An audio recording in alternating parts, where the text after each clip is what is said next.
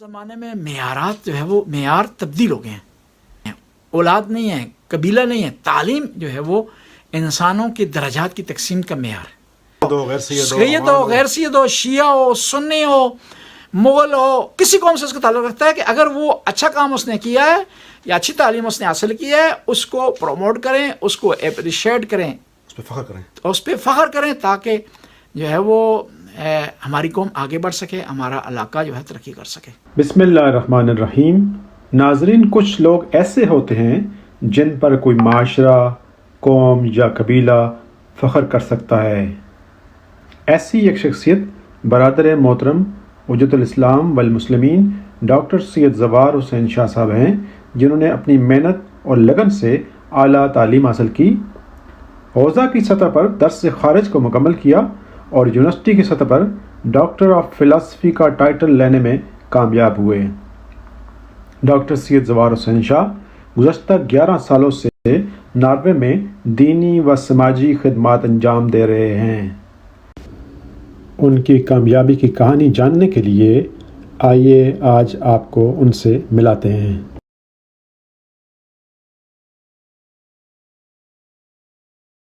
اعوذ باللہ من الشیطان الرجیم. بسم اللہ الرحمن الرحیم.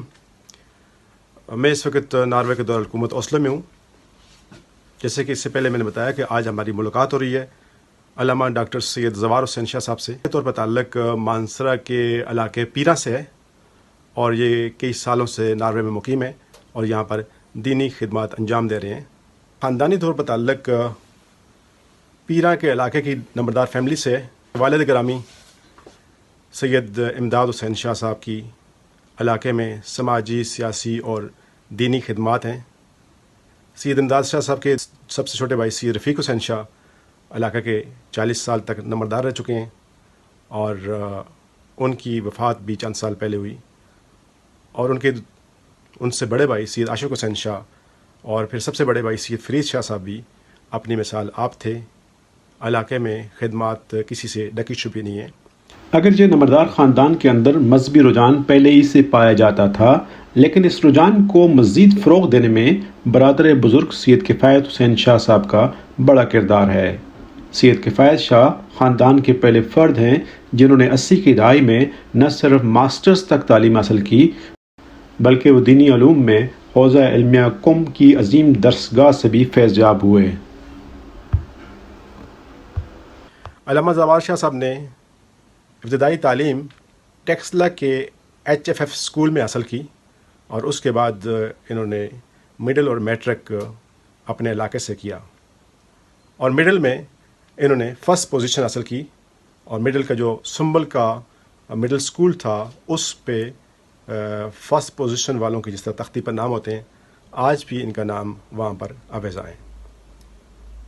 میٹرک اور انٹر کرنے کے بعد یہ مدرسہ معارف الاسلامیہ پشاور میں داخل ہوئے اور اس زمانے میں علامہ سید عارف حسینی نے پشاور میں یہ مدرسہ قائم کیا تھا اور سید جواد عادی صاحب پرنسپل تھے. علامہ شہید سید عارف حسینی ان کے اساتذہ میں سے ہیں اور جواد عادی جو کہ اس زمانے میں پرنسپل تھے وہ بھی ان کے اساتذہ میں شامل ہیں.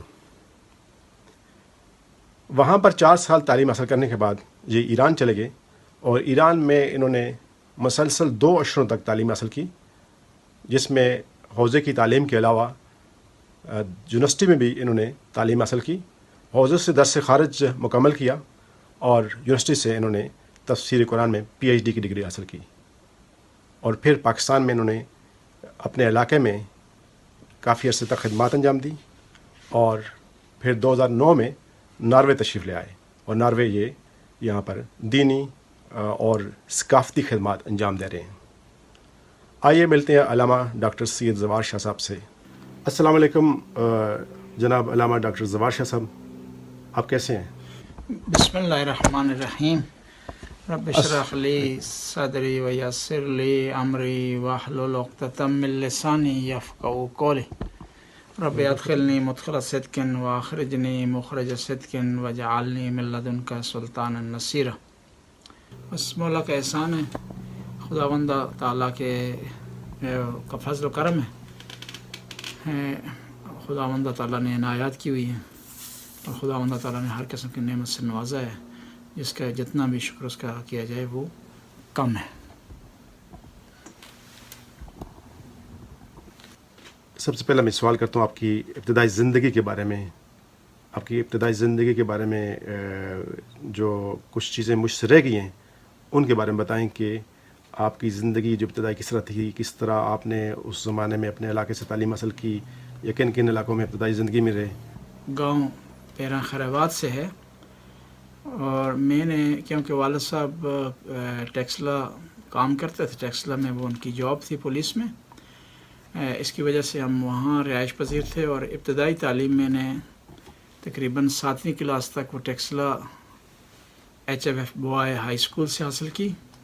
اور اس کے بعد مزید تعلیم کے لیے کیونکہ والد صاحب ریٹائر ہو گئے تھے, ہم دوبارہ اپنے گاؤں چلے گئے. تو گاؤں سے ملحقہ ایک اور گاؤں, یہ 2 گاؤں جن کا نام ایک دوسرے سے متصل ہے, خیرآباد کے, وہاں ہائی اسکول میں نے تعلیم حاصل کی.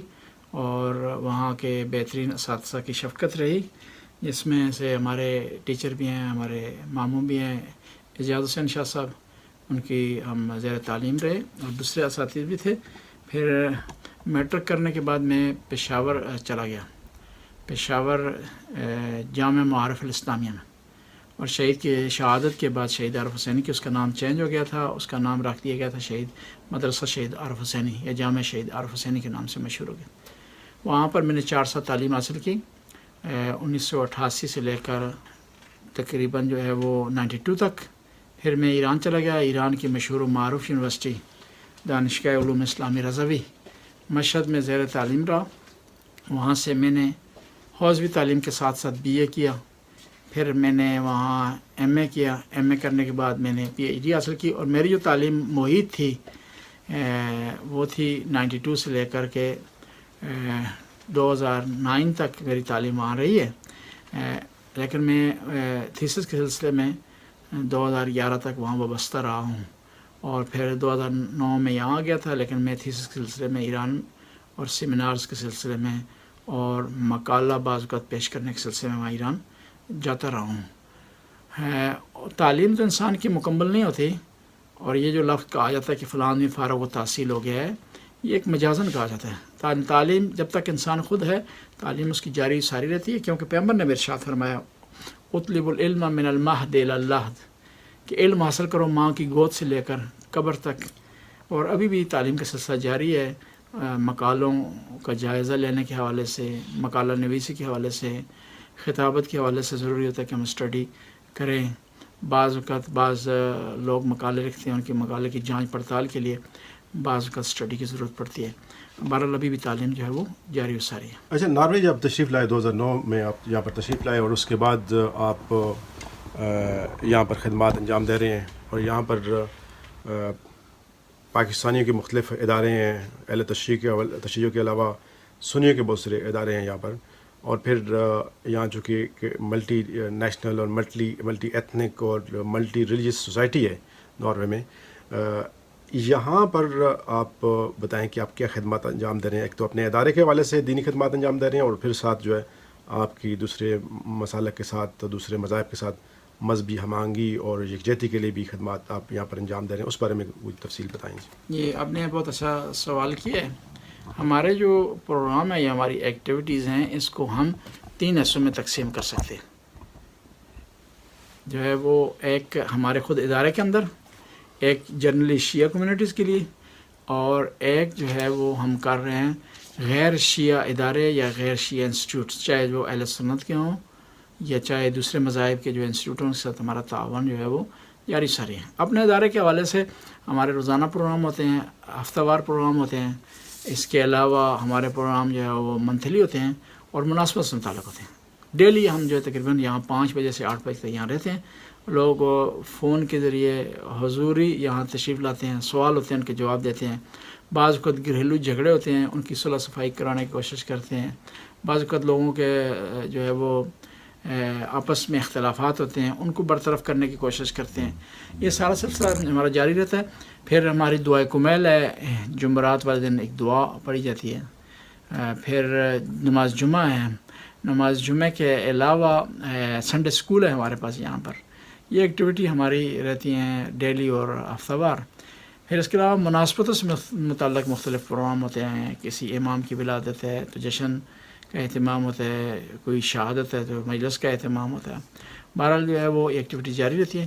پھر ہماری جو بین شیعہ جو ادارے ہیں ان کے درمیان جو ہمارا جو امانگی کا سلسلہ رہتا ہے, جو شیعہ علماء کے ساتھ اٹھنا بیٹھنا, اس کے ساتھ رابطے میں بعض اوقات جو رمضان کا ٹائم ٹیبل بنانا ہو تو آپس میں بات چیت کرتے ہیں, کوئی اور کو مشکل ہو تو بات چیت کرتے ہیں, یا کہیں دنیا میں کسی بھی جو ہے مومن کو کوئی مشکل پیش آ جائے تو اس کے حوالے سے یہاں ہم احتجاج کی ضرورت پڑے احتجاج کرتے ہیں, سفارت خانہ جانے کی ضرورت پڑے سفارت خانہ جاتے ہیں.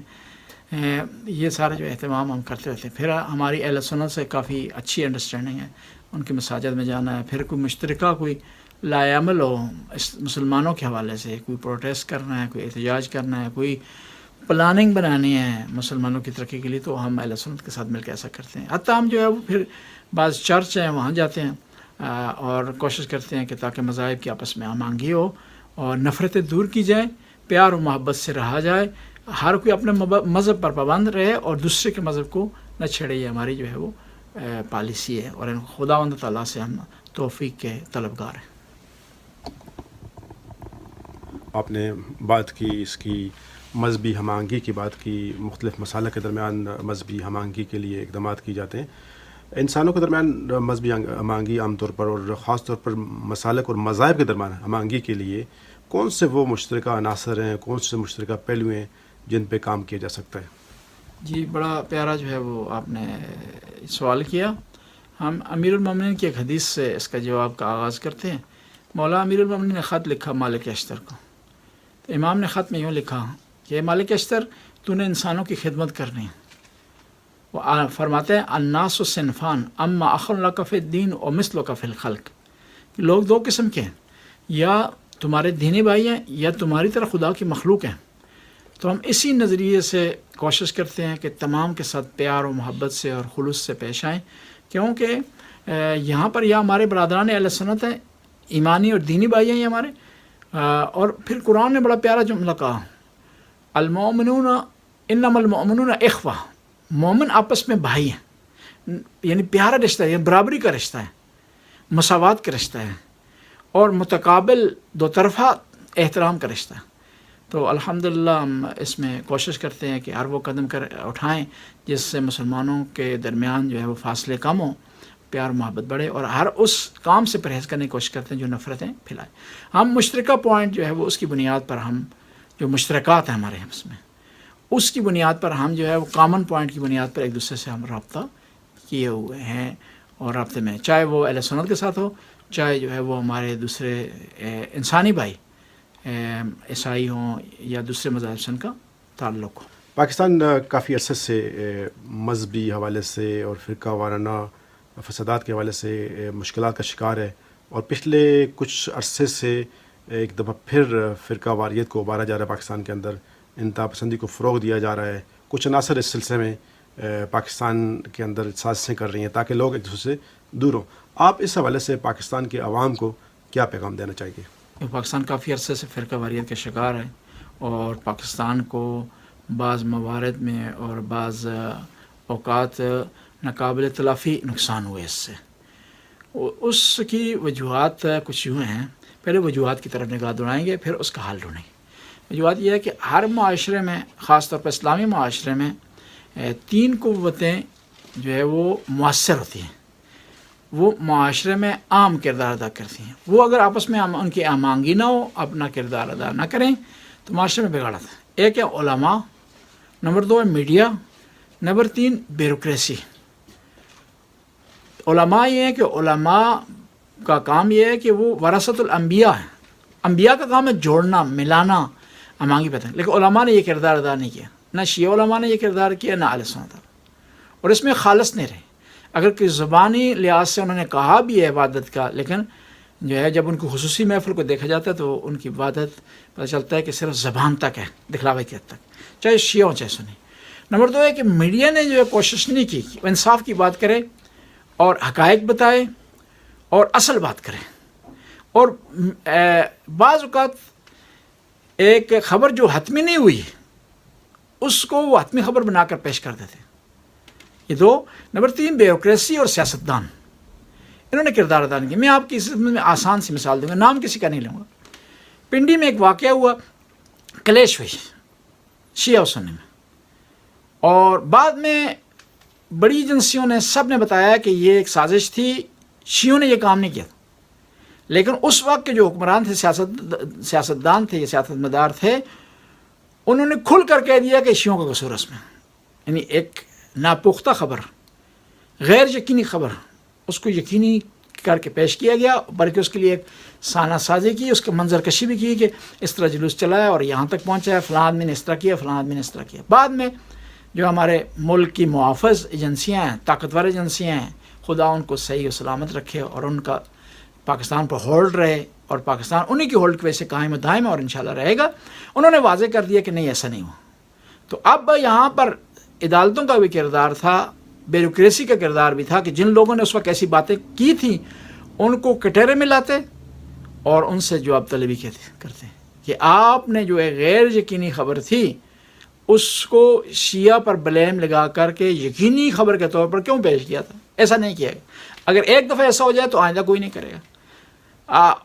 لیکن یہ اس کے باوجود بھی اگر علماء کردار ادا کریں، آپس میں مل بیٹھیں، اختلافات جو نظریاتی طور پر ہیں وہ اپنی جگہ پر رہیں، ان اختلافات کو تشدد میں تبدیل نہ کریں، ان کو زبانی اور جو ہے وہ جسمانی تشدد میں تبدیل نہ کریں، تو اختلافات دور ہو سکتے ہیں. مل بیٹھ کر جو ہے وہ بات چیت کریں اور سوچیں کہ کون سی چیزیں جو اہل سنت کی دل آزاری کے سبب بنتے ہیں، ان کی ایک لسٹ تیار کی جائے، وہ شیعہ علماء کو دی جائے، شیعہ علماء اس پہ سختی سے پابندی کریں، ذاکرین کو سمجھائیں، ایسا نہ کریں. اس کے مقابلے میں شیعہ علماء اہل سنت کو لسٹ دیں کہ کون سے ایسے کام ہیں جو شیعہ کی دل آزاری کا سبب بنتے ہیں اور اس سے اجتناب کا کہا جائے.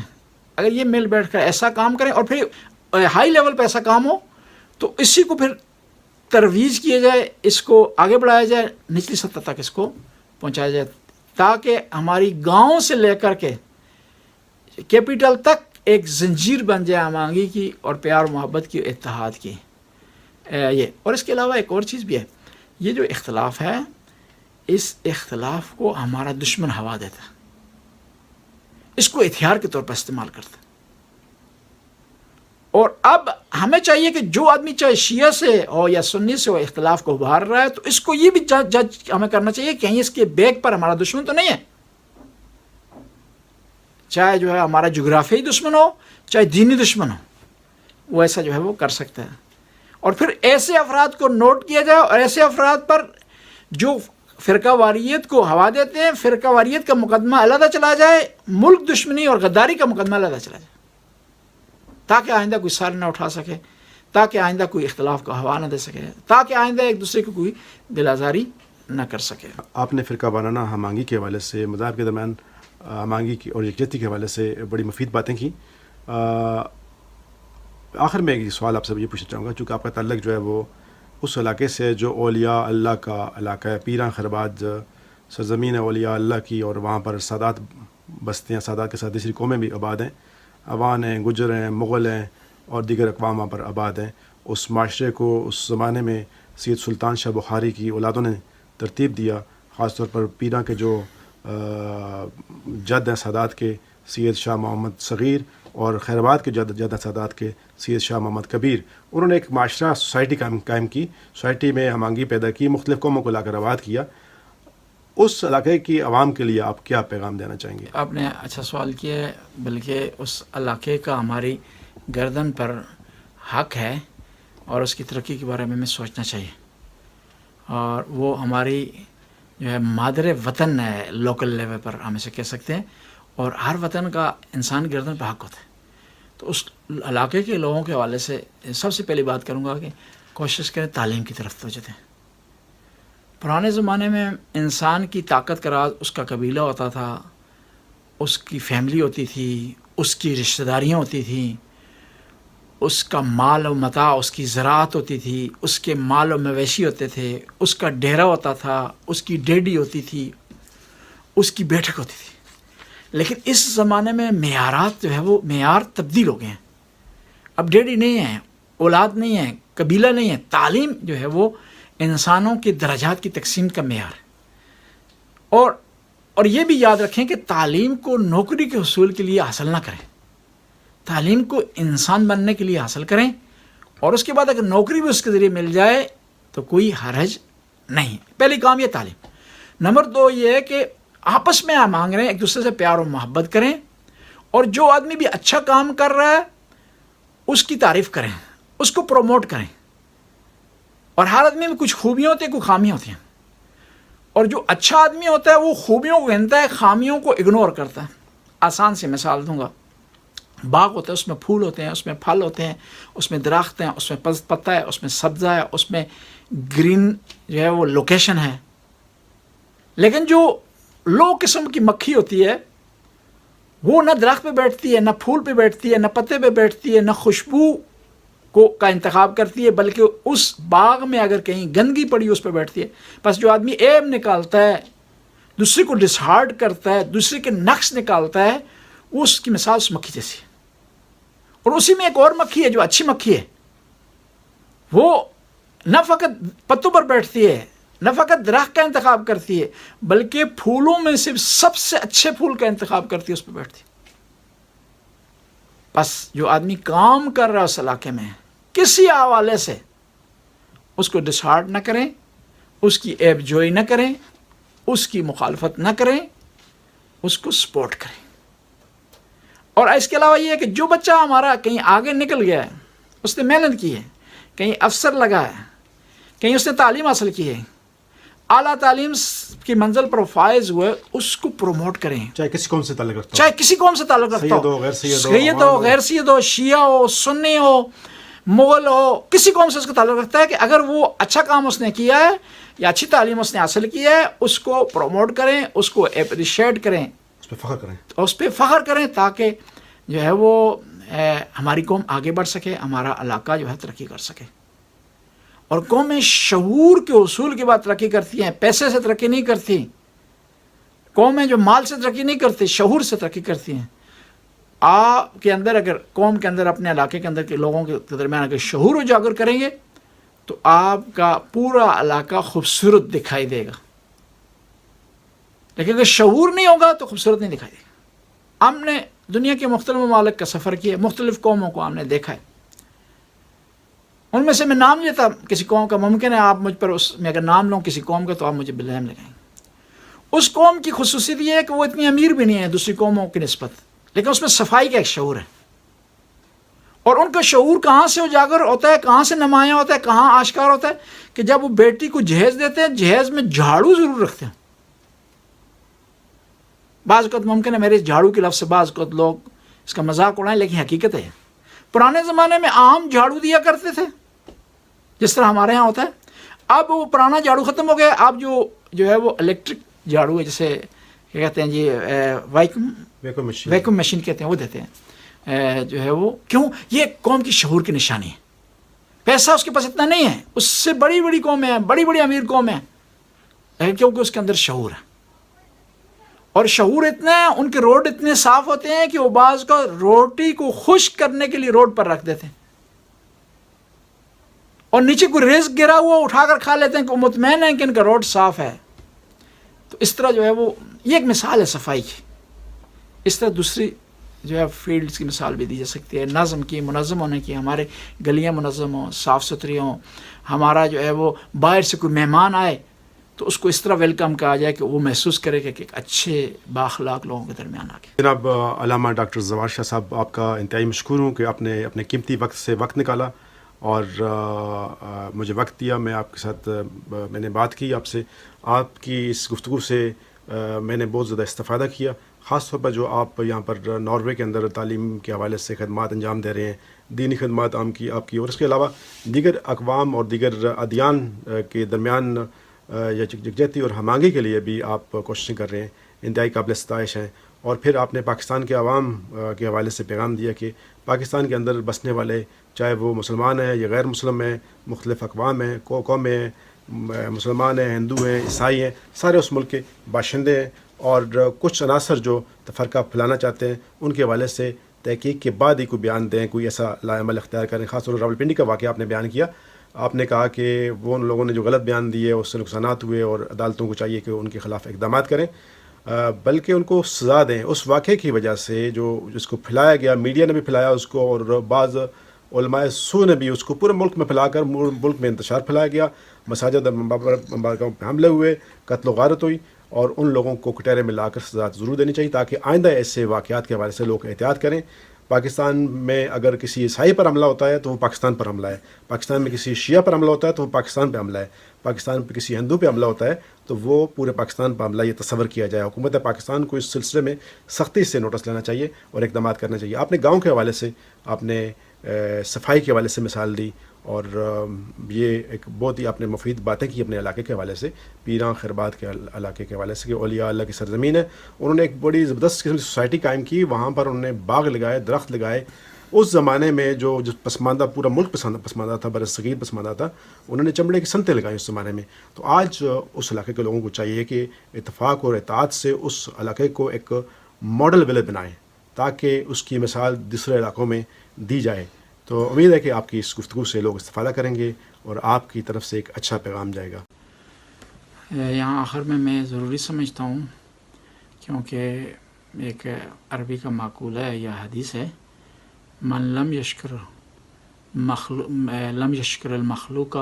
لم یشکر الخالق, یا اس طرح ہے اس کے الفاظ, من لم یشکر المنعم من المخلوق لم یشکر الخالق, کہ جو آدمی مخلوق خدا کا شکریہ ادا نہیں کرتا وہ خالق کا شکریہ بھی ادا نہیں کرتا. ہم ڈاکٹر سید سبطین حسین شاہ صاحب کا شکر گزار ہیں کہ وہ یہاں تشریف لائے اور انہوں نے یہاں زحمت اٹھائی. خداوند تعالیٰ کی بارگاہ میں طالب دعا ہیں کہ خدا ان کی توفیقات میں اضافہ فرمائے, اور ان کا جو علم ہے, جو انہوں نے پی ایچ ڈی کیے پولیٹیکل سائنس میں, دنیا اس سے فیض حاصل کرے اور اس سے استفادہ کرے, اور لوگوں کو بھی ترغیب ہو کہ وہ علم کی طرف آئیں اور جو ہے وہ بھی اس سطح, اس درجے تک جو ہے وہ علوم حاصل کرنے کی کوشش کریں. اسی طرح ہم امیدوار ہیں کہ جو ان کا پی ایچ ڈی کا تھیسس تھا جس کا انہوں نے ڈیفینس کیا ہے, وہ انتہا پسندی سے متعلق تھا کہ پاکستان کی عوام, پاکستان کا پڑھا لکھا طبقہ, حکومت اور پاکستان کی جو ہے وہ مقتدر ادارے اس سے فائدہ اٹھائیں گے, اور یہ پاکستان میں فرقہ واریت کے خاتمے کے لیے ایک سنگ میل ثابت ہوگا. اور اس میں جو چیزیں ریسرچ کی گئی ہے اس کو بروکار لاتے ہوئے ہم سارے پاکستانی مل کر کے کوشش کریں گے کہ ہمارے ملک میں امن, پیار اور آشتی آئے. بہت شکریہ آپ کا.